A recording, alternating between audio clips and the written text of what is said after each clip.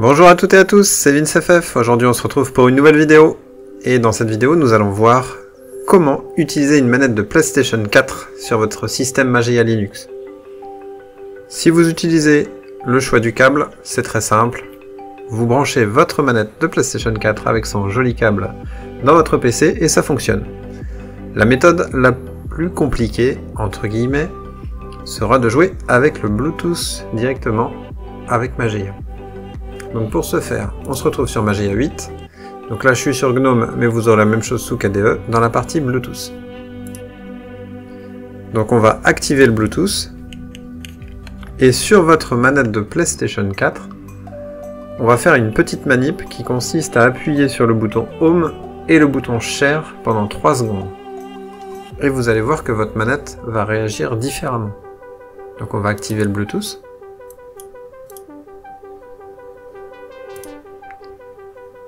Voilà, donc on recherche nos périphériques. Et pendant la recherche de périphériques, du coup, on appuie simultanément sur Share et sur le bouton PlayStation. Au bout de 3 secondes, vous allez voir que votre manette va réagir bizarrement et faire des sortes de petits éclairs sur la LED lumineuse. Et là, vous avez apparu Wireless Controller, qui est non configuré. Vous cliquez dessus. Là, la manette devient connectée et votre manette est devenue bleue et il n'y a plus les petits éclairs. Donc là, il a remarqué que c'était une manette. Et si j'ouvre Steam, est-ce que Steam, oui, Steam est ouvert, et que je vais dans Paramètres, si je vais dans Manette, Paramètres généraux de la manette, donc il a détecté en bas que c'était bien une manette PlayStation 4. Je peux même avoir quelques préférences. Et là, direct, là je joue avec ma manette, hein, donc il n'y a aucune difficulté. Et je peux même choisir la couleur de la LED en façade de la manette. Avec le choix de l'intensité. On va réduire un peu l'intensité, ça fera sauvegarder un peu la batterie. Donc ça, c'est que du bonus.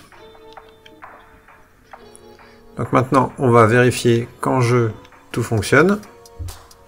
Mais en théorie, pas de souci. Vous pourrez aussi voir que si vous voulez contrôler votre curseur de souris avec le touchpad de la manette, ça fonctionne aussi très bien.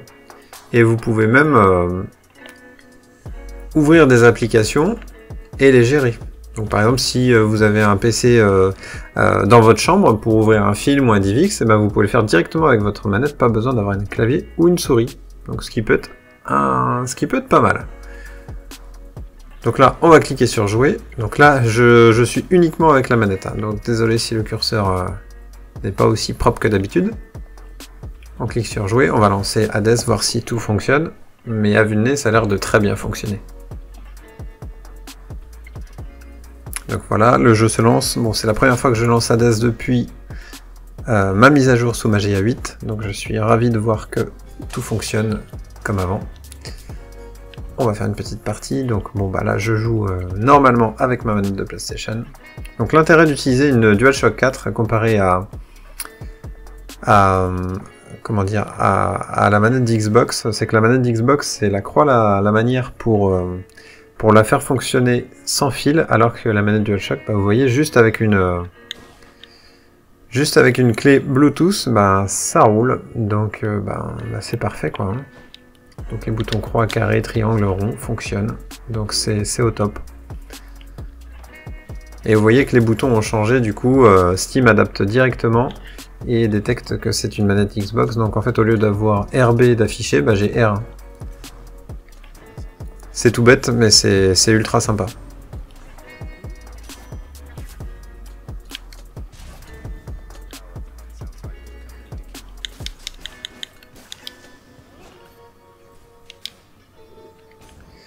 Bon, bah en tout cas, comme vous l'avez vu, donc c'est encore une mission réussie sous Linux, avec une simplicité déconcertante.